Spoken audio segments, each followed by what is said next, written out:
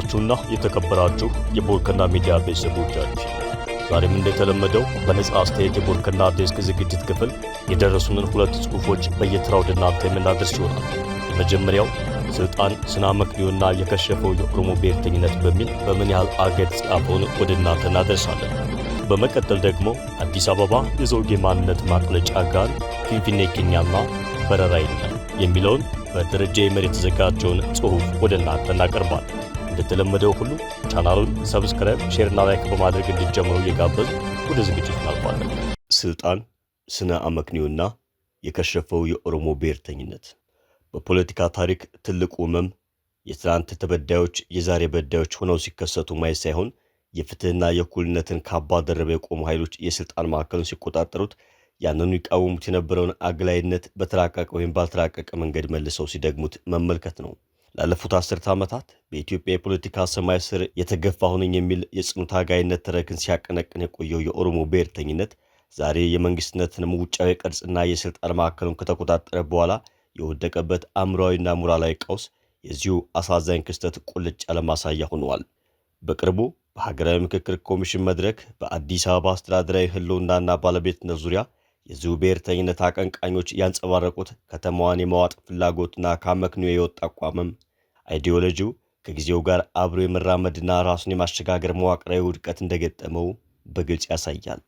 እንዴት ለሚለው የኦሮሞ ብሔርተኝነት አቀንቃኞች ከጎጠኝነት ስነልቦና ወደ ሀገራዊ አባወራነት የመሸጋገር አቅም ማጣታቸውን ከአመክንዮአዊ መርሆች ጋር ያደረጉትን ፍቺ እንዲሁም በራሳቸው እጅ እየፈበረኩት ያለውን ታሪካዊና ፖለቲካዊ ተቃርኖ በጥልቀት በመፈተሽ እንደሚከተለው ለማብራራት እሞክራለሁ። አንደኛ፣ ከትግል ስነ ልቦና ወደ ሀገራዊ አባወራነት የመሸጋገር ውድቀት። የማህበራዊና የፖለቲካ ሳይንስ ንድፈ ሐሳቦች እንደሚያስረዱት የትኛውም የብሔርተኝነት እንቅስቃሴ ከፖለቲካው ማዕከል ውጭ በነበረበት ወቅት የቱንም ያህል የተበዳይነት ወይም የተገላይነት ተረካዎችን ሲያቀነቅን ቢቆይ ወደ ስልጣን መንበር ሲመጣ ግን ስለ ልቦናውና የፖለቲካ እይታውን ሙሉ በሙሉ ማሸጋገር ወይም ትራንስፎርም የማድረግ ግዴታ አለበት። ይህ ሽግግር ከጠባብ ቡድናዊ ፍላጎት ወደ ሁለንተናዊ ሀገራዊ አባወራነት የሚደረግ የሞራልና የአስተሳሰብ እድገትን ይወልዳል። የኦሮሞ ብሔርተኝነት አቀንቃኞች ግን የሀገሪቱን ከፍተኛ የፖለቲካና የመንግስት መዋቅር በተቆጣጠሩበት ሁኔታም እንኳን አሁንም እንደ ተቃዋሚ ወይም ስጋት እንደተደቀነበት ቡድን የመንቀሳቀስ የስነ ልቦና ወጥመድ ውስጥ ወድቀው ይገኛሉ። ይህ የመዋቅርና የስነ ልቦና መታሰር የሚገለጸው አቀንቃኞቹ አሁንም ድረስ መንግስታዊ ስልጣንን ሙሉ ሀገሪቱን በኩልነት በፍትህና በህግ የበላይነት የማስተዳደሪያ መሳሪያ አድርገው ከመመልከት ይልቅ የአንድን የተወሰነ ቡድን ጥቅም ብቻ ማስጠበቂያና ማስፈጸሚያ አድርገው በመቁጠራቸው ነው። ሀገርን የማስተዳደር አደራ የተቀበለ ኃይል የአጠቃላይ ዜጎች መብት የሚያስከብርና ሁሉንም ማህበረሰብ የሚያቀፍ ሁለንተናዊ ወይም ዩኒቨርሳል ሀገራዊ ራዕይ ማመንጨት ሲገባው የብሔርተኝነቱ ጠበቆች ግን ክልላዊ ድንበርና የብቸኝነት ባለቤትን የማስከበር ፖለቲካ ላይ ተቸንክረው ቀርተዋል። ይህም ስልጣንና ሀገራዊ አባወራነት ባገኙበት ማዕቀፍ ውስጥ እንኳን የጠባብ ብሔርተኝነት ወሰን አልፈው ለመሄድ እንዳልቻሉ በግልጽ ያሳያል። በተጨማሪም የአይዲዮሎጂው አቀንቃኞች ቀደም ሲል ይቃወሙትና ሲታገሉት የነበረውን የአግላይነትና የብቸኛ የበላይነት ፖለቲካ ራሳቸው ስልጣን ላይ ሲወጡ በተለየ መልኩ መልሰው የመድገም ግብዝነት ወይም ሃይፖክራሲ ውስጥ ወድቀዋል። ቀደም ባሉ ስርዓቶች የነበሩ የፖለቲካ ጉለቶችና የአንድ ቡድን የበላይነትን ሲኮንኑ የነበሩ አካላት ዛሬ ላይ ተመሳሳዩን መንገድ በመከተል የራሳቸውን ቡድን የበላይነት ለማንገስ ሲጣጣሩ ይታያሉ። ይህ አካሄድ ብሔርተኝነቱ ከጅማሬ የነበረ የፍትህና የእኩልነት ሞራላዊ መሰረት ምን ያህል እየተሸረሸረ እንደመጣና በአቀንቃኞቹ ዘንድም ጥልቅ የሆነ የአይዲዮሎጂ ቀውስ መከሰቱን የሚያስረዳ ነው። ባጭሩ ይህ የሽግግር ወይም ትራንስፎርሜሽን ውጥረት በሀገሪቱ የፖለቲካ ባህልን ከመገንባት ይልቅ የፖለቲካ ውሳኔዎችንና ተቋማዊ መዋቅሮችን ለቡድን ዓላማ ማስፈጸሚያነት ሲጠቀሙባቸው ተስተውሏል። ይህ ደግሞ ብሔርተኝነቱ ራሱን ከትግል መስመር ወደ ሰለጠነና ዘላቂ መንግስታዊ አስተዳደር የማሸጋገር ተፈጥሯዊና አእምሯዊ አቅም እንደሌለው የሚያረጋግጥ እንዲሁም የራሱን የፖለቲካ ህልውና ወደ ዘላቂ ውድቀት የሚያመራ አካሄድ ነው። ሁለተኛ፣ ከስነ አመክንዮ ይልቅ የቡድን ፍላጎትን ማስቀደሚያ መንገድ። በፖለቲካዊ ውይይቶችና ውሳኔዎች ወቅት ሳይንሳዊና አመክንዮአዊ መርሆችን ማስቀደም የሰለጠነ ማህበረሰብና ስልጡን የፖለቲካ ኃይል መገለጫ ነው። የኦሮሞ ብሔርተኝነት የፊት መስመር አቃቢያን፣ ምሁራንና አክቲቪስቶች ግን በሚያቀርቧቸው መከራከሪያዎች ውስጥ ከአመክንዮና ከነባራዊ ህጋዊ እውነታዎች ይልቅ ስሜታዊነትንና የቡድን ፍላጎትን ሲያስቀድሙ ይስተዋላል። በቅርቡ በሀገራዊ ምክክር ኮሚሽን መድረክ በአዲስ አበባ አስተዳደራዊ ባለቤትነት ዙሪያ የቀረቡት መከራከሪያዎች የዚሁ ከአመክንዮ ጋር የመፋታት ዝንባሌ ግልጽ ማሳያዎች ናቸው።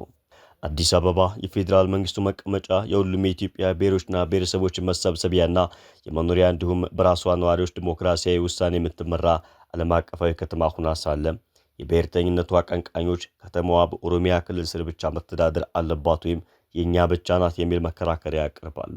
ይህ አቋም ከተማዋ ካላት ታሪካዊ፣ ኢኮኖሚያዊ፣ ማህበራዊና ህጋዊ ነባራዊ ሁኔታዎች ጋር ፈጽሞ የማይሄድ ከመሆኑም በላይ የከተማዋን ነዋሪዎች የመስራት የመኖርና ራስን በራስ የማስተዳደር መብት ሙሉ በሙሉ ችላ ያለ የኃይልና የጉልበት አካሄድ ነው።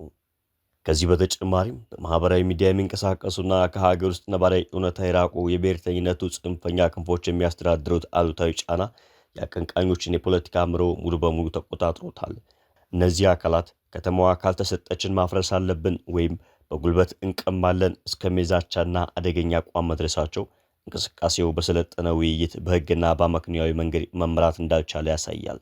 አቀንቃኞቹ ወይም ተመካካሪዎቹ የጽንፈኞቹን ስሜት ለማርካት ሲሉ አመክንያዊ መፍትሄዎችን ውድቅ ማድረጋቸው የአስተሳሰባቸውን መራቆት የሚያስረዳ ነው። በጥቅሉ የብሔርተኝነት ፖለቲካ ከአመክንያዊነት ሲፋታ ውይይቶችና ምክክሮችን በሙሉ ወደ ዜሮ ድምር ጨዋታ ወይም ዜሮ ሰም ጌም ይቀይራቸዋል። የአንዱ ስኬት የሌላ ውድቀት ተደርጎ በሚወሰድበት እንዲህ አይነቱ የአስተሳሰብ መዋቅር ውስጥ የጋራ ጥቅምና አብሮነትን ያቀፉ መፍትሄዎችን ማመንጨት አይቻልም። የኦሮሞ ብሔርተኝነት አቀንቃኞች በአዲስ አበባም ሆነ በሌሎች ሀገራዊ ጉዳዮች ላይ የሚያንጸባርቁት ይህ ከአመክንዮ የራቀ አካሄድ ሀገራዊ ውይይቶች ውጤት እንዳያመጡና ሀገሪቱ ዘላቂ አለመረጋጋት ውስጥ እንድትቆይ ምክንያት ሆኗል።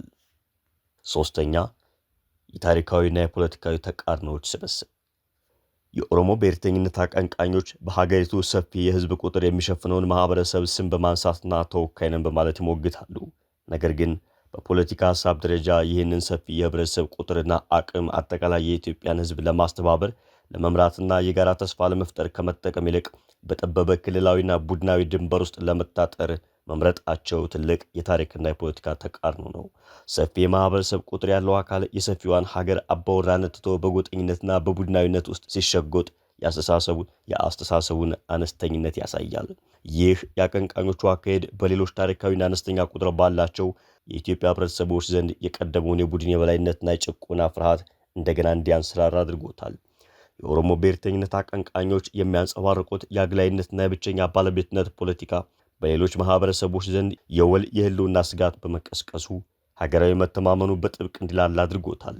ይህ ደግሞ ብሔርተኝነቱ ሀገራዊ ቅቡልነት ለማግኘት የሚያደርገውን ጉዞ ሙሉ በሙሉ ክሹፍ የሚያደርግ ነው። በተጨማሪም አቀንቃኞቹ እኩልነትን፣ ዲሞክራሲና የራስን ዕድል በራስ መወሰን ለማስፈን እንደታገሉ ቢደሰኩሩም ስልጣን ላይ ሲደርሱ ግን የሌሎች ማህበረሰቦችና ነዋሪዎች ተመሳሳይ መብት የመካድና የመጨቆን አዝማሚያ ያሳያሉ። ይህ በቃላትና በተግባር መካከል ያለው ግልጽ ተቃርኖ የብሔርተኝነቱ አይዲዮሎጂ በራስ ውስጥ የያዘውን የውስጥ ግጭትን የሚያሳይ ነው። የሌሎችን መብት በመጨቆን የቡድን የበላይነትን ለማንገስ የሚጣጣር የፖለቲካ መስመር በተፈጥሮ ራሱን የሚያከሽፍ ወይም ሰልፍ ዲፊቲንግና ገና ከጅምሩ የውድቀቱን ዘር በራሱ መዋቅር ውስጥ የዘራ ስብስብ ነው። በመጨረሻም ይህ የተቃርኖች ስብስብ የብሔርተኝነቱን አቀንቃኞች ሞራላዊና አእምራዊ ቅቡልነት ሙሉ በሙሉ እንዲያጡ አድርጓቸዋል። ፍትህና እኩልነት ለማስፈን በሚል ስም የተገነባ የፖለቲካ ተረክ በተግባር ላይ ሲወርድ ወደ አግላይነትና ወደ ጉልበት ፖለቲካ ከተቀየረ በታሪክና በማህበረሰብ ፊት ተቀባይነቱን ያጣል። የኦሮሞ ብሔርተኝነት አቀንቃኞች እነዚህን ታሪካዊና ፖለቲካዊ ተቃርኖቻቸውን በጥልቀት ፈትሸው ካላረሙ እንቅስቃሴው በራሱ ተቃርኖች ተጠልፎ ለመውደቅ አንድ ሐሙስ ብቻ እንደቀረው ልብ ሊሉ ይገባል። የመጀመሪያው ተጠናቋል። ወደ ሁለተኛው እናልፋለን። አዲስ አበባ የዘውጌ ማንነት ማቅለጫ ጋን ፊንፊኔ ኬኛና በረራኛ በደረጀ ይመር ንድፈ ሐሳባዊ ስንቅ ታዋቂው የሥነ ማህበረሰብ ፈላስፋው ቱርካዊው ዱርካይም ከተሜነት የዘውጌ ማንነት ማቅለጫ ጋን ወይም ሜልቲንግ ፖት እንደሆነ ያብራራል። እንደ ሊቁ አባባል የከተማ መስፋፋት ከኢንዱስትሪ አብዮት መፈንዳት ቀጥሎ የሚመጣ ሁነት ነው። ይህ ነባራዊ ሁኔታ ደግሞ በማህበረሰባዊ በፖለቲካዊና በኢኮኖሚ ረገድ የፋፋ ዘመናዊ ማህበረሰብን ለአይነ ስጋ በማብቃቱ ረገድ ድርሻው ይላቅ ነው። በዚህ አውድ ውስጥ የተፈጠረ የዳበረ ማህበረሰብ ለዘውጌ ማንነት ፊት አይሰጥም። አጠቃላይ የግለሰቦች የእርስ በርስ ግንኙነት በላቀ ህላዊ ወይም ኦርጋኒክ ሶሊዳተር የሚገለጽ እንደሆነ ከፈላስፋው ሀተታ እንረዳለን። በአንጻሩ የዘመናዊነት መዳፍ ያልዳበሰው ኋላ ቀር ማህበረሰብን ያስተሳሰረው የግንኙነት መረብ ከአመክንዮ በተራቆተ የደቡባዊ ቅኝት ማለትም በወንዝ ልጅነት፣ በእምነት፣ በባህል ወይም በትውፊት የሚገለጽ ይሆናል። እሴቶቹ በመወለድ ብቻ የምንላበሳቸው ቁሞ ቀር ማንነታችን መገለጫዎች ናቸው። የእኛን ማውጣት መውረድ ወይም ራሽናል ኢንዴቮር ወይም የአእምሮ ፍሬ የሚጠይቁ አይደለም። እነዚህ ኋላ ቀር የትስስር ዘረመሎች ዘመናዊነት በሚፈነጥቃቸው እድገቶች ምክንያት በሌላ ውስብስብ መስተጋብር ደብዛቸው ይጠፋል። በሌላ አነጋገር የዘውጌ ፖለቲካ በጽኑ የሚሻው ባህላዊ ንጣፍ ከተሜነት በሚያመጣው እድገት የተነሳ ጠፍ ይሆናል ማለት ነው። ባህላዊ ማህበረሰብ እንደ ወጋግራ ያቆመው ከመክንያት ይልቅ ለስሜት ቅርብ የሆነ የጋራ ማንነት ዝመና የሚፈጥረው ልዕቀት መቋቋም ተስኖት ስፍራው ለሌላ ገዥ መስተጋብር መልቀቁ ግዴታ ይሆናል። ከተሜው በሐሳብ የበላይነት እንጂ በቋንቋ ማንነት ወይም በወንዝ ልጅነት ልቡ ሊሸፍት አይችልም። አዲስ አበባ ጠሉ ህገ መንግስታዊ ሰነድ በስራ ላይ ያለው ህገ መንግስት እንደ አዲስ አበባ ህዝብ ያጎደለው የለም። የከተማዋ ነዋሪ ባለፉት 3 አስርት ዓመታት የፖለቲካ ውክልና ተነፍጎት የፓርቲው ሽመኞች እንዳሻቸው ሲቀልዱበት ነው የኖሩት። የኢህአዴግ ግንባርን የመሰረቱት አራቱ የዘውጌ ድርጅቶች በመዋጮ ከተማዋን ሲያስተዳድሯት እንደኖሩ ይታወቃል። ህገ መንግስቱ አዲስ አበባን ብሔረሰብ ወይም የህዝብ አይደለሽም ብሎ የፖለቲካዊ ውክልና ነፍጓታል። በፌዴሬሽን ምክር ቤት ከተማዋ መቀመጫ የላትም። ምክር ቤቱ ወደ 12 የሚጠጉ ሀገራዊ አጀንዳዎችን መወሰድ እንዲችል ህገ መንግስቱን ስልጣን ለግሶታል። በእነዚህ ሁሉ ትልልቅ ርዕሰ ጉዳዮች የአዲስ ህዝብ የቤት ተመልካች እንዲሆን ተፈርዶበታል። ህወሓት ወይም ኢህአዴግ በምርጫ 97 በቅንጅት የደረሰበትን አሸማቃቂ ሽንፈት ተከትሎ በጊዜው የህወሓት ደንገጡር ለነበረው ኦህዴድ በተላለፈለት ቀጭን ትዕዛዝ መሰረት የክልሉን መቀመጫ ከአዳማ ወደ አዲስ አበባ ለማዛወር በቅቶ ነበር። በዚህም የተነሳ ከተማዋ ድርብ ችግሮችን ልትሸከም ችላለች። ለአብነት ያህል መዲናዋ ለኦሮሚያ ክልል ተቋማት መገንቢያ መሬት ባልተጻፈ ህግ እንዲታቀርብ የተገደደችበትን አሻጥር ዋቢ አድርጎ ማንሳት ይቻላል። ይህ አይነቱ የመዲናዋን ህዝብ ጀርባ የሚያጎብጥ አግላይ ስርዓት እንዲከተል ምክንያት የሆነው ደግሞ በህገ መንግስታዊ ሰነድ የተደገፈውና መዋቅራዊ ስጋ የለበሰው የማንነት ፖለቲካ ነው። የማንነት ፖለቲካ በባህሪው ከተሜ ጠል ነው። ፖለቲካ የሚለው ጽንሰ ሐሳብ ጥንስሱ ፖሊስ ከሚለው ግሪክ ቃል የመጣ ሲሆን ቃሉ በዋነኛነት ከከተማ ዜጎች መብትና ግዴታ ጋር የተቆራኘ ነበር። ስለዚህ ፖለቲካን ገና ከጅምሩ አንስቶ ከከተሜነት ወይም በዜግነት ከሚገኝ ማንነት ማዕቀፍ ውጭ መመልከት የሚቻል አይደለም። በዚህ ንድፈ ሐሳባዊ ማዕቀፍ የሀገራችንን የከተሜ ጠል ፖለቲካን ዘፍጥረት ከመረመርን ትርጉም ያለው መደምደሚያ ላይ ለመድረስ እንችላለን። አምባገነናዊውን የደርግ ስርዓትን ገርሶ የስልጣን መንበርን የተቆናጠረው ህወሓት ወይም ኢህአዴግ ከከተማ ስነ ልቦና ጋር በተፋቱ የክፍለ ሀገር ልሂቃን የሚመራ እንደነበር ይታወሳል። እነዚህ ልሂቃን አዲስ አበባንም ሆነ ሌሎች ዘውጌ ጠል ከተማዎችን ያገለለ የፖለቲካ ስርዓትን ለዓይነ ሥጋ ለማብቃት የ1987ቱን ህገ መንግስታዊ ሰነድን ቀርጸው በተግባር አውለዋል። የዘውጌ ብሔርተኝነትና አዲስ አበቤነት። አዲስ አበቤነት በዘውጌ ማንነት ኪሳራ የተቀለሰ የላቀ ስብዕና ነው። የአዲስ አበባን ውሃ ጠጥቶ ያደገ አዲስ አበቤ እንደው በቀላሉ የቤተሰቡን የዘውጌ ውርስ እንደ ካባ አንስቶ ላጥልቅ ቢል አይቻለውም። አዲስ አበቤነት የደም ውርስ አይደለም። ከግለሰቡ አቅም በላይ በሆነ ማህበራዊ ስሪት ወይም ሶሻል ኮንስትራክሽን በጊዜ ሂደት የሚዳብር ማንነት ነው። ይህ ደግሞ ከሐሳብ ይልቅ በዘውግ ፖለቲካ ላይ መልህቃቸውን ለጣሉ ብሔርተኛ ድርጅቶች መርዶ እንደሚሆን እሙን ነው። አዲስ አበባ የዘውግ ፖለቲካ ማቅለጫ ጋን ወይም ሜልቲንግ ፖት ናት። በአዲስ አበባ ዜጎች በደቦ በሚንቧደኑበት ዝግ ማንነት ወይም ቋንቋና ዘረመል ምትክ ከተሜነት በወለደው ሁሉን አቃፊ በሆነ ስልጡን መስተጋብር እርስ በርሳቸው ሳይነጣጠሉ የተቆራኙ ናቸው። አዲስ አበባን አዲስ አበባ ያደረጋት መሬቱ አይደለም። ላለፉት 100 ዓመታት የሀገራችን ህዝቦች በከተማዋ ላይ የፈጠሩት ውስብስብ ማህበራዊ መስተጋብር ነው። ይህን መስተጋብር በአንድ ብሔር ጥላ ስር ለመቀንበብ መሞከር በፖለቲካ ፊት እንዳላዋቂነት የሚያስቆጥር ተግባር ይሆናል። እርግጥ ነው የአማራና የኦሮሞ ብሔርተኞች በመዲናይቱ ላይ ታሪክ እያጣቀሱ የይገባኛል ጥያቄ እንደሚሰነዝሩ ይታወቃል። በተለይ ከሰሞኑ በገዢው ፓርቲ ውስጥ ያሉት የኦሮሞ ብሔርተኞች በሀገራዊ ምክክር ጉባኤ ላይ አዲስ አበባን በሚመለከት ያራመዱት አቋም ቆፈን ውስጥ የሚከት ነው። ምክክሩ ህወሓት ወይም ኢህአዴግ ለተከለው ከፋፋይ የፖለቲካ ዝርምል መፍትሄ አማራጭ ያመላክታል ተብሎ ቢጠበቅም የታሰበውን ያህል እርቀት ሳይሄዱ እንደቀሩ ምልክቶችን ማስተዋል ጀምረናል። ከዚህ ይልቅ ላለፉት 3 አስርት ዓመታት ሀገረ መንግስቱን ሲያመሰቃቅል የኖረውን የጎሳ ፌዴራሊዝም የበለጠ ለማጽናት ተሳታፊዎቹ በብርቱ ሲዋጁ ተስተውለዋል። አዲስ አበባን ለመቀራመት የቋመጡት የኦሮሞ ብልጽግና ልሂቃን የምክክሩ ጥቅል ግብ በአግላይ የብሔርተኝነት አጀንዳ ዙሪያ ብቻ እንዲቀነበብ ሲታትሩ ታዝበናል። እዚህ ጋር የምክክሩ ተሳታፊ የነበሩትን የኦሮሞ ብልጽግና ተወካዮች መዲናዋ በተመለከተ በማህበራዊ ሚዲያ ገጻቸው ላይ ያጋሯቸውን ጦማሮች ዋቢ ማድረግ ይቻላል። ይህም አሻጥራዊ ሩጫ በአማራ ልሂቃን ዘንድ ተቀዛቅዞ የነበረው የበረራ ታሪክ ዳግም እንዲያንሰራራ ምክንያት ሆኗል። በረራ የኛና ፊንፊኔ ኬኛ። የአማራ ብሔርተኞች የአዲስ አበባና የበረራ ታሪክን ለማስተሳሰር ወደ ኋላ ሩቅ ሄደው በ16ኛው መቶ ክፍለ ዘመን የነበረውን ሁነት ያጣቅሳሉ። ይህንን በተመለከተ የኒው ጀርሲ ስቴት ዩኒቨርሲቲ መምህሩ ፕሮፌሰር ሀፍታሙ ተገኝ ሰፊ ጥናት ሰርተዋል። በተለይ በረራ ቀዳሚት አዲስ አበባ በሚል ርዕስ ለህትመት ብርሃን ያበቁት መጽሐፋቸው ቀዳሚ ተጠቃሽ መሆን ይችላል። ጥቂት ከመጽሐፉ። በኦሮሞ ብሔርተኞች የሚቀነቀነው የአዲስ አበባ ታሪክ በፈጠራ የታጀለ ነው። የአዲስ አበባ የጥንት ስም በረራ ነው።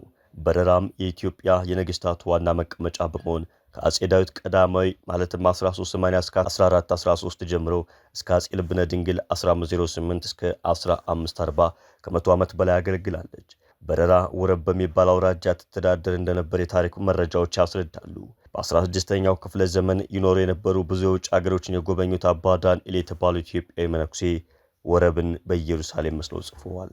በአንጻሩ የኤምሬቱ ፕሮፌሰር መከሪያ ቡልቻ ግሬተር አዲስ አበባ ኢን ዘ ሜኪንግ ስቶፕ ዘም ኦር ፐሪሽ፣ ታላቋ አዲስ አበባ እየመጣች ነው አቁሟቸው አሊያም ዝም በሉና ጥፉ በሚለው ሀተታቸው የተለመደውን የታሪክ ትንታኔ ለማሳየት ሞክረዋል። የሀተታቸው የጊዜ ምህዋር የሚሽከረከረው ግን የቅርቡን የ19ኛው መቶ ክፍለ ዘመን የታሪክ ውጣ ውረድ ታሳቢ አድርጎ ነው።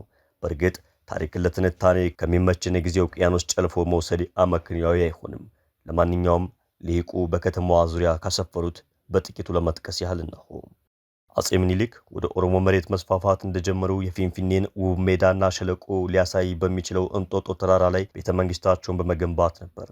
እንጦጦ በዛን ጊዜ ላልገበረው ፊንፊኔም ሆነ ዙሪያ መለስ ለሚገኙ አካባቢዎች እንደ ወሳኝ ስትራቴጂካዊ ቦታ የሚያገለግላቸው መሆኑ በንጉሱ ዘንድ ተመራጭ አድርጎታል። 1880ዎቹ አጋማሽ ወረራውን በድል ፈጽመው ከእንጦጦ ወደ ፊንፊኔ በመውረድ ቤተመንግስታቸውን ገነቡ። የአካባቢውን ስምም ወደ አዲስ አበባ ቀይሩ። በመቀጠል ምኒልክ በዙሪያቸው ለሰፈሩት መሳፍንትና ወታደሮች መሬት ሲከፋፍሉና ከተማዋ የሰፋች ስትሄድ በሺዎች የሚቆጠሩ ኦሮሞዎች ተፈናቅለዋል። እነዚህን የኋላ ሁነቶች በዚህ ዘመን ላይ ቆመው የንትርክ አጀንዳ መፍጠር በታሪክ ፊት የዋህ የሚያስብል ተግባር ነው። አዲስ አበባ መመዘን ያለባት አሁን ባለው አጠቃላይ ማህበራዊ፣ ኢኮኖሚያዊና ፖለቲካዊ ማዕቀፍ ብቻ ነው። ታሪክን የኋሊት ተጉዞ ከተማዋ ላይ ያለ ስሪቷ በአድማነት ለመጫን የሚደረገው ሩጫ ማሳረጊያው ጥፋት እንደሚሆን ለመገመት ሊቅ መሆኑን አይጠይቅም። ኬኛ አምብሮ እና የኛ ተቃርኖ። የኬኛና የኛ ፖለቲካዊ ትርክት አራማጆች የቆሙበት መደላድል ከከተሜ መሰረታዊ ባህሪ ጋር ፈጽሞ የሚሄድ አይደለም። ዳርና ዳር ሆኖ የሚጓተቱት እነዚህ ኃይሎች ድጋፋቸው ከተሜነት የወለደው ውስብስብ ነባራዊ ሁኔታ ሳይሆን በርቁ ዘመናት የተከሰቱ ታሪካዊ ሁነቶች ናቸው። ሽኩቻቸውን ጤናማ ማድረግ ይቻላል። ቅራኔያቸው ዲያሌክቲካል ወይም የተሻለ ነባራዊ ሁኔታን የሚወልድ ፍጭት መሆን ከቻለ ግን ውጤቱ መልካም ይሆናል። የኬኛ ትርክት በአምብሮ ወይም ቴሲስ መልክ ማዶ ላይ ቆሞ በሌላ ጫፍ ቆሞ ከሚገዳደረው የኛ ትርክት ወይም አንቲቴሲስ ጋር በሚፈጥሩት ሰላማዊ የሐሳብ ፍጭት ሁሉን አቃፊና ሰብሳቢ የሆነው አዲስ አበቤነት በአስተጻምሮ ወይም ሲንቴሲስ ደረጃ መወለድ ለሁሉም የሀገራችን ዜጋ ብስራት ነው የሆነው። ይህን ገቢራዊ ለማድረግ ስክነት የተሞላበት የሐሳብ ሙግትን የሚያስተናግድ ከተሜው በበቂ ሁኔታ የሚወከልበት አቃፊ ምህዳር መፈጠር ይኖርበታል። ማሰሪያው የቤልጂየም ዋና ከተማ ብራሰልስ በብዙ ረገድ ከአዲስ አበባ ጋር የሚመሳሰል ታሪካዊና ማህበራዊ ነባራዊ ሁኔታ አላት። ቤልጂየም በሰሜን 59 በመቶ ፊሊሚሽ ተብለው የሚጠሩ የደች ተናጋሪዎች፣ በደቡብ ዋሎንስ ተብለው የሚጠሩ ፈረንሳይኛ ተናጋሪዎችና በምስራቅ 1 በመቶ የሚሆኑ ጀርመንኛ ተናጋሪዎች ወደ ሀገር ናት። መዲናዋ ብራሰልስ የፊሊሶች ወይም የደች ተናጋሪዎች ይዞታ እንደሆነች ቢታወቅም የከተማዋ አብዛኛው ነዋሪ ፈረንሳይኛ ተናጋሪ ነው። ይህንን ነባራዊ ሁኔታ ከግምት በመጣፍ የሀገሪቱ ልሂቃን የከተማዋን ሕዝብ የራስን ዕድል በራስ መወሰን የሚያስችል አቃፊ ፖለቲካ ስርዓትን ለመትከል በቅተዋል። በዚህ መሰረት ብራሰልስ የታሪካዊ ባለቤቶቹ ፊሊሚሾች ወይም ደች ተናጋሪዎች በመሆን ፈንታ የነዋሪዎቿ ማለትም የፈረንሳይኛ ተናጋሪ ትሆን ችላለች። ይህንን የከተማ ዳይናሚክስ ከአዲስ አበባ አንጻር በቅጡ ከገመገም ነው ብዙ ትርጉም የሚሰጥ ተሞክሮን መቅሰም እንችላለን።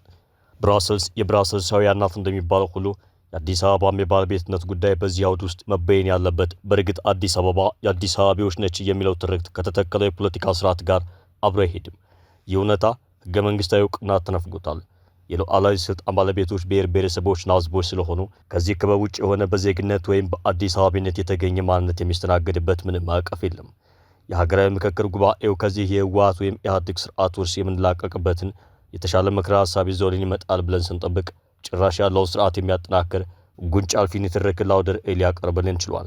በጥቅሉ የምክክሩ ተሳታፊዎች በብሔር ፌዴራሊዝምና በአዲስ አበባ ዙሪያ ያስተጋቧቸውን አቋሞች ከግምት ከጻፍ ፖለቲካችን ውስጥ በህወሓት ወይም ኢህአዴግ የሙት መንፈስ እየተመራ እንደሆነ ይገባናል። ህወሓት ሕያው ነው። ተሸንፎ መቀሌ ቢገባም የተከለውን ስርዓት የሚቀናቀን የልሂቃን ስብስብ ወይም የፓርቲ መስመር በብልጽግና ውስጥ በአጥጋቢ ደረጃ እንዳልጎለበተ መገንዘብ ይቻላል።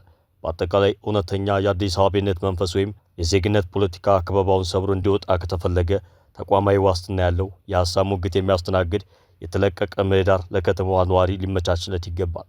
ወደፊትም ቢሆን የመዲናዋ እጣ ፈንታ ከከተማዋ ስነ ልቦና ጋር በሚቃረኑ የክፍለ ሀገር ልሂቃን እጅ ላይ እስከወደቀ ድረስ ከችግሩ አዙሪት ወይም ቪሺየስ ሰርክል የምንወጣበት እድል በእጅጉ የተመናመነ ነው። ክቡራትና ክቡራን፣ በነጻ አስተያየት መድረክ ላይ የሚወጡ ጽሑፎች የጸሐፊውን እንጂ የቦርከናን አቋም እንደማያንጸባርቁ በድጋሚ ለማስታወስ እንወዳለን።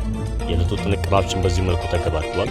እናንተም ሌሎች ተመሳሳይ ሀሳቦች ሲኖሯችሁና ለቦርከና ዴስክ ማድረስ ስትፈልጉ በኢሜል አድራሻችን zborkana@gmail.com ማድረስ እንደምትችሉ እየጠቆምን በዚሁ እንሰናበታችኋለን። ሰላም።